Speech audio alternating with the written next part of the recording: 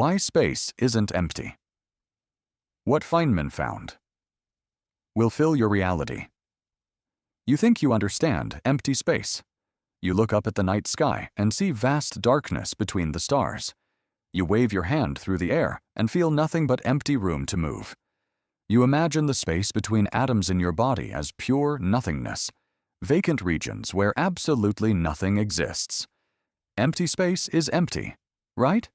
It's the absence of everything, the void, the blank canvas on which reality is painted. But here's what's going to completely shatter your understanding of the most fundamental aspect of existence. There is no such thing as empty space. What you call vacuum, what you think of as nothingness, is actually the most energetic, most active, most crowded place in the entire universe. Empty space is seething with invisible activity, bubbling with particles that appear and disappear faster than you can imagine, filled with fields and forces and energy that never stop moving, never stop interacting, never stop creating the very fabric of reality itself. Right now, as you sit there, you think you're surrounded by empty air, and beyond that, empty space. But you're actually sitting in the middle of the most violent, chaotic, energetic storm that has ever existed. Every cubic centimeter of what you call empty space contains more energy than all the matter in the visible universe. Virtual particles are constantly popping into existence and vanishing again. Quantum fields are fluctuating wildly. The vacuum itself is alive, active, creative, productive. You're not surrounded by nothingness. You're surrounded by everythingness. And once you understand what's really happening in empty space, you'll never be able to look at the world the same way again. This isn't speculation. This isn't philosophy. This is measured, tested, experimental fact. We've detected the effects of vacuum energy. We've harnessed the power of quantum fluctuations. We've proven that empty space has structure, has properties, has behavior. And the more we study what we used to think was nothing, the more we realize it's the most important something in the universe. Richard Feynman understood this better than almost anyone. He spent his career showing people that reality is not what it seems, that the obvious explanations are usually wrong, that the universe is far stranger and more wonderful than common sense suggests. And nowhere is this more true than with the nature of vacuum, the structure of space, the properties of what we mistakenly call emptiness. Let me start by breaking your brain with a simple question. If space is truly empty, if there's literally nothing there, then what exactly is space? What are you measuring when you measure distance? What expands when the universe expands? What curves when gravity bends space-time? You can't measure nothing. You can't expand nothing. You can't curve nothing. Space must be something, must have properties, must have structure. But what? The answer comes from quantum field theory, and it's going to destroy everything you think you know about the nature of reality. Space isn't empty because space is made of fields. Quantum fields. These fields fill every point in space, extend throughout the entire universe, and never stop fluctuating. Even in perfect vacuum, even in the complete absence of matter, these fields are there, vibrating, oscillating, creating particles and destroying them again in an endless dance of creation and annihilation. Here's the first shock. Particles aren't really particles. They're excitations in quantum fields. An electron isn't a little ball of matter. It's a localized vibration in the electron field. A photon isn't a packet of light. It's an excitation in the electromagnetic field. Every type of particle has its own field, and these fields permeate all of space. You're not made of particles moving through empty space. You're made of field excitations interacting with other field excitations in a space that's completely full of overlapping, interpenetrating quantum fields. But here's where it gets really weird. Even when there are no particles, even when there are no excitations, the fields are still there. And they're not quiet. They're not still. They're fluctuating randomly due to the uncertainty principle. Just like you can't pin down the exact position and momentum of a particle, you can't pin down the exact value of a quantum field at any point in space and time. The field value is always uncertain, always changing, always fluctuating around some average value. These fluctuations are called vacuum fluctuations, and they're happening everywhere, all the time, even in the deepest, darkest, most perfect vacuum you could imagine. The uncertainty principle guarantees that quantum fields can never be completely still. They must fluctuate. And when they fluctuate, they create virtual particles. Virtual particles are not like real particles. They don't last very long. They don't travel very far. They appear and disappear so quickly that you can't detect them directly. But they're real in the sense that they have real effects on real particles. They contribute to the mass of protons. They affect the energy levels of atoms. They create forces between objects. They make empty space behave like a medium with specific properties. Here's how it works. The uncertainty principle allows energy to be borrowed from the vacuum for very short periods of time. This borrowed energy can create particle-antiparticle pairs that pop into existence out of nothing. But because the energy is borrowed, it must be paid back quickly. The particles must annihilate each other and disappear before the universe notices that energy conservation has been temporarily violated. The more energy that's borrowed, the faster it must be paid back. This means that empty space is constantly filled with particle pairs appearing and disappearing. Electron-positron pairs, quark-antiquarks, pairs, photon pairs. Every type of particle that exists can be created virtually in vacuum fluctuations. They exist for incredibly brief moments, maybe 10 power and 21 seconds. But in that time, they can affect real particles, create real forces, produce real measurable effects. And this brings us to one of the most mind-bending discoveries in physics, the Casimir effect. If you take two metal plates and place them very close together in a vacuum, they will be pushed together by a tiny but measurable force. What's pushing them? Virtual particles. The space between the plates is too small for long-wavelength virtual particles to exist, so there are fewer virtual particles between the plates than in the space outside. The vacuum outside pushes harder than the vacuum inside, and the plates are forced together. Think about what this means. Empty space is pushing on objects with measurable force. The vacuum has pressure. Nothingness exerts stress on matter. This isn't theoretical. This is experimental fact. We've measured the Casimir force. We've used it to build nanoscale machines. Empty space is not empty. It's full of virtual particles creating real forces. But the Casimir effect is just the beginning. Virtual particles explain why quantum field theory works at all. When physicists calculate the properties of real particles, they have to account for all the virtual particles that constantly surround them. An electron, for example, is constantly emitting and reabsorbing virtual photons. These virtual photons affect the electron's mass, its charge, its magnetic moment. Without virtual particles, the equations of quantum field theory would give infinite, meaningless answers. With virtual particles, they give precise predictions that match experiment to incredible accuracy. This means that real particles are not isolated objects. They're constantly interacting with the quantum vacuum, constantly exchanging virtual particles with the fields that fill all of space. You can't understand a real particle without understanding its interaction with virtual particles. You can't understand matter without understanding vacuum. Now, here's where things get really strange. If the vacuum is full of virtual particles, if empty space has energy, then how much energy does it have? The calculation is simple in principle. Add up the energy of all possible virtual particles at all possible wavelengths. But when you do the math, you get infinity. The vacuum energy is infinite. This is obviously wrong. If the vacuum had infinite energy, space-time would be curved to infinite curvature. The universe would collapse instantly. Nothing could exist. So physicists developed a procedure called renormalization to deal with this problem. They essentially subtract infinity from infinity and get a finite answer. This sounds like cheating, like mathematical trickery, but it works.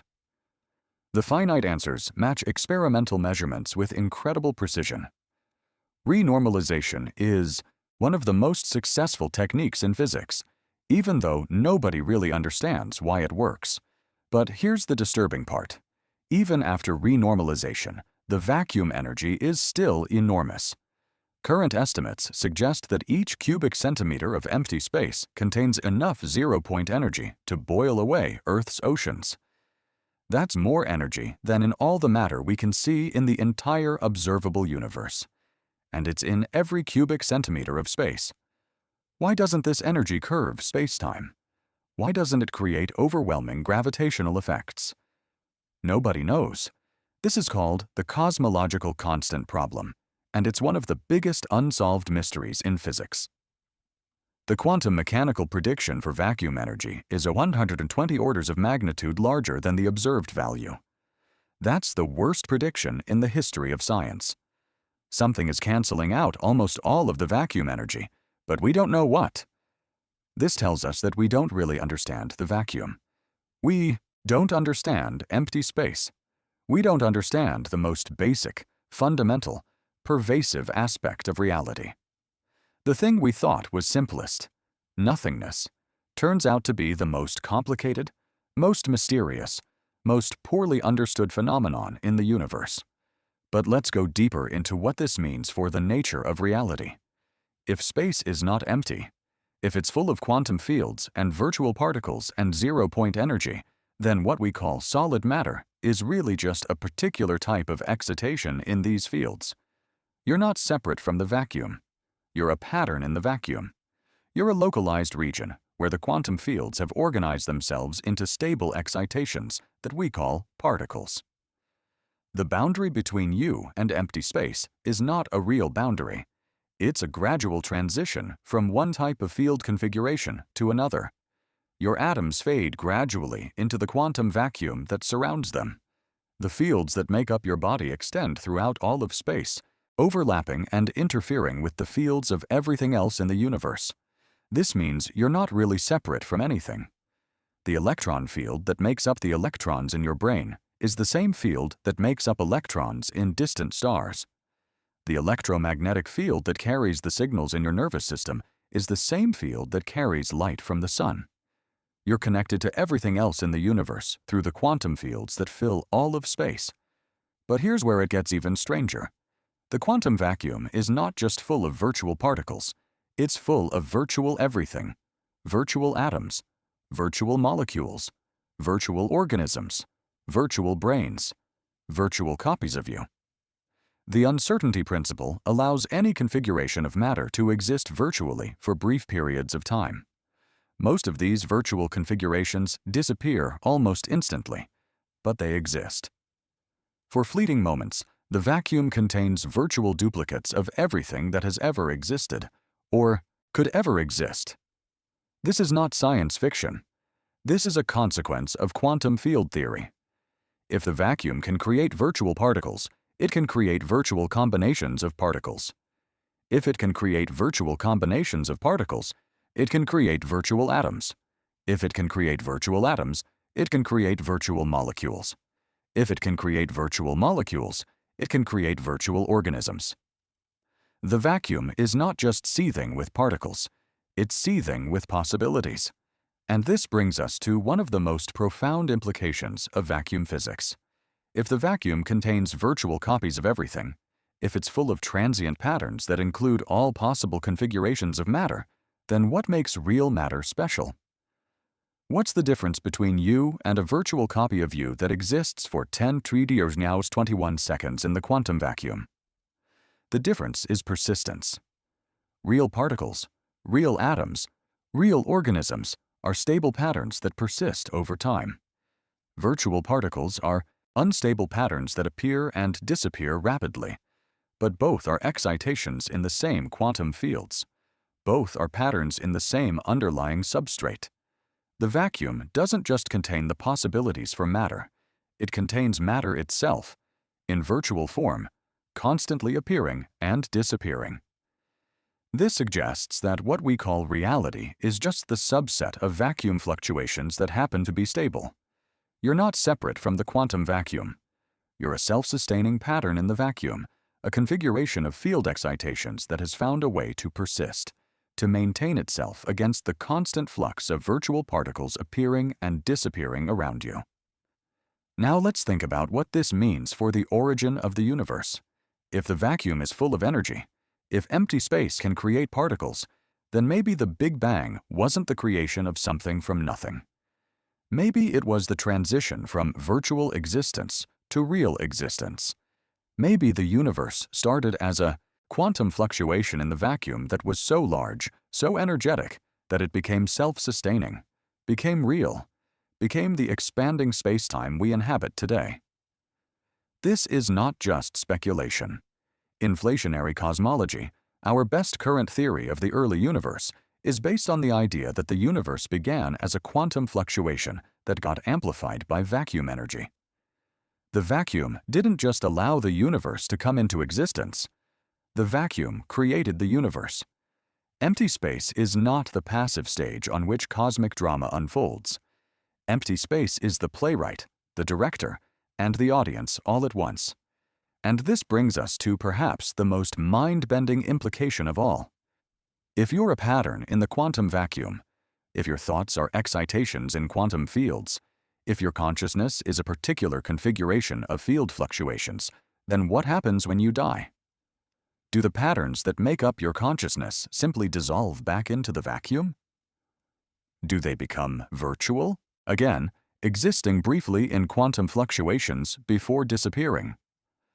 Some interpretations of quantum field theory suggest that information cannot be destroyed, that every pattern that has ever existed continues to exist in some form in the quantum vacuum. Your consciousness might not be destroyed when you die. It might just become virtual, existing as a fleeting possibility in the endless fluctuations of empty space. This is highly speculative, of course. We don't understand consciousness well enough to know how it relates to quantum fields. We don't understand the vacuum well enough to know what information it preserves. But the possibility exists that consciousness, like energy, is conserved, that it transforms but never disappears. Here's what Feynman understood that most people miss. The vacuum is not the absence of physics. It's the foundation of physics. Everything we observe, everything we measure, everything we think we understand about reality emerges from the properties of empty space. Particles are excitations in vacuum fields. Forces are interactions between vacuum fluctuations. Matter is crystallized vacuum energy. You can't understand atoms without understanding the vacuum they exist in. You can't understand chemistry without understanding the quantum fields that mediate chemical bonds. You can't understand biology without understanding the electromagnetic fields that carry signals in nervous systems. You can't understand consciousness without understanding the quantum substrates that might support it. The vacuum is not nothing. The vacuum is everything. It's the medium in which reality exists, the substrate from which all phenomena emerge, the quantum foam that underlies all existence. When you understand the vacuum, you understand why there is something rather than nothing. Because nothing is impossible. The universe cannot be empty because emptiness is unstable. Vacuum fluctuations ensure that something always exists, always appears, always creates new possibilities for complexity and organization. So the next time you look up at the night sky and see darkness between the stars, remember that you're looking at the most active, most energetic, most creative region of space. That darkness is full of virtual particles appearing and disappearing. It's full of quantum fields fluctuating wildly. It's full of zero-point energy that dwarfs the energy of all visible matter.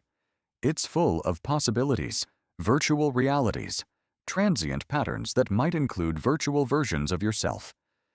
The space around you, the space inside you, the space that seems so empty and passive, is actually the most fundamental, most important, most mysterious aspect of reality. Empty space is not empty. It's full of everything that could exist, everything that does exist, and everything that might exist in the future. You don't exist in empty space. You exist as empty space.